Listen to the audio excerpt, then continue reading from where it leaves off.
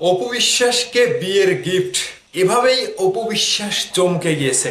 প্রথমত এই উপহারটা পাওয়ার পরে অপু বিশ্বাস একেবারে মহা খুশি। পরবর্তীতে তিনি যে কথাটা বলেন যে আমার গিফট টিফট দরকার নাই, আমার গিফট হিসেবে শুধু ভালোবাসাই দরকার। কিন্তু এখানে প্রশ্ন চলে আসছে, তাহলে অপু বিশ্বাস বিয়ের গিফট পেল কোন দিক থেকে আসলো, কার সাথে বিয়ে হচ্ছে?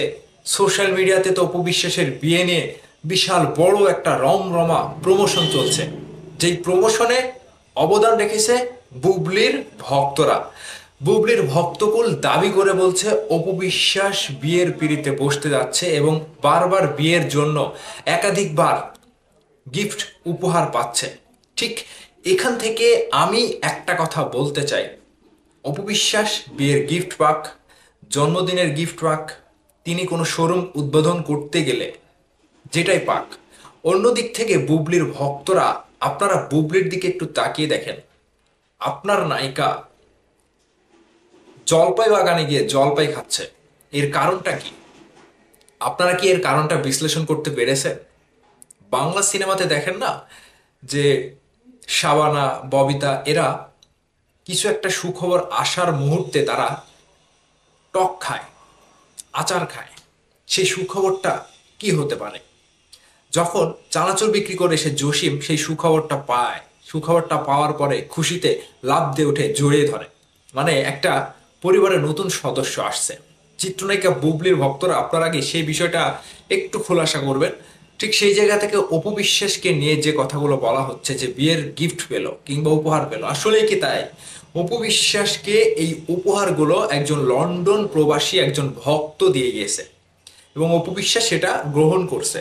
সেই ছবিটাকে নিয়ে অপু বিশ্বাসের, মানে অপু বিশ্বাসকে নিয়ে বিভিন্নভাবে কথা ছড়ানো হচ্ছে যে অপু বিশ্বাস বিয়ে করতে যাচ্ছে, বারবার উপহার পাচ্ছে কিংবা ওই ছেলের সাথে সম্পর্ক আছে, এরকম কিছু একটা বোঝানো হচ্ছে। ঠিক এখান থেকে শাকিব খান ভাই, তিনি ইন্ডাস্ট্রিতে এখনো স্টিল নাও আছে। তার আগের দুইজন অতীত, অপু বিশ্বাস এবং বুবলির যত কাহিনীগুলো ঘটে, ঠিক সেগুলোর জানান দিতেই শাকিব খানের ভক্তরা একটু সেগুলো জানতে চায় কিংবা একটু তাদের কাছে বিরক্তিকর অবস্থা।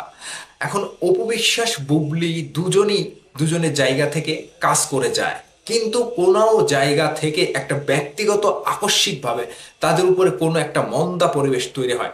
আর এই মন্দা পরিবেশের জন্য কারা দায়ী আমি জানি না, তবে অপবিশ্বাসের যে চলন বলন, নতুন করে নিজেকে তুলে ধরা, মেলে ধরার চেষ্টা, এই চেষ্টাকে আমি সাধুবাদ জানাই। বিশেষ করে অপবিশ্বাসের যারা ভক্তরা রয়েছেন, আপনাদের ঢালিউড কুইনকে আপনারা এমনভাবে সাপোর্ট দিয়ে যাবেন, আগামী সিনেমা দুইটা সিনেমা আসছে, সেই দুইটা সিনেমা যেন হিট হয়। কেউ যেন বলতে না পারে যে অপবিশ্বাসের সিনেমা লস খেয়েছে, দর্শক পায়নি, সিনেমা হলে দর্শক দেখতে যায়নি, এগুলো যেন বলতে না পারে। ঠিক অপু বিশ্বাসের ভক্তদেরকে আমি বলবো, আপনারা যে যেখান থেকে পারবেন সিনেমাটা দেখবেন এবং প্রমোশনে থাকবেন। আপনাদের ঢালিউড কুইন সবসময় আপনাদের ভালোবাসা চায়, কোনো গিফট উপহার এগুলো চায় না। গিফট উপহার হিসেবে শুধু আপনাদের ভালোবাসাটাই চায়। তিনি বারবারই বলে যে আমার গিফট দিয়ে আমার, আমি আমি গিফট পছন্দ করি না, আপনারা শুধু ভালোবাসা দিবেন, এটাই আমার কাছে সব থেকে বড় গিফট, এর থেকে বড় উপহার আর আমার কাছে নাই। তো অপু বিশ্বাসকে নিয়ে যা কিছু বলা হচ্ছে, আমার মনে হচ্ছে যে আকস্মিকভাবে হিংসাত্মক মনোভাব নিয়ে বলা হচ্ছে। এবং অপু বিশ্বাস পাশাপাশি যে বিষয়গুলো তুলতে চায় কিংবা প্রকাশ করতে চায়, পারিবারিক বিষয় তো থাকেই, প্রত্যেকটা মানুষের লাইফে পারিবারিক বিষয়ের কিছু স্মৃতি থাকে, সেগুলো অনেকেই আবেগের বশে বলে ফেলে। ঠিক অপু বিশ্বাসও পর্দায় কথা বলতে গেলে তিনি দর্শকদের উদ্দেশ্যেও বলে কিংবা নিজের ক্যারিয়ার নিয়েও বলে, নিজের পারিবারিক জীবনের কথাও সেখানে চলে আসে। এগুলো নিয়ে অনেকেই বাজেভাবে উপস্থাপন করে, কিন্তু আসলে ঠিক না। যাক, অপু বিশ্বাসের জন্য শুভেচ্ছা যে অপু বিশ্বাস চারিদিক থেকে গিফট পাচ্ছে, উপহার পাচ্ছে, অন্যদিক থেকে বুবলি কিছুই পাচ্ছে না, শুধু জিরো। তো অবশ্যই আপনাদের মতামত কমেন্ট করে জানাবেন। ভালো থাকবেন সবাই।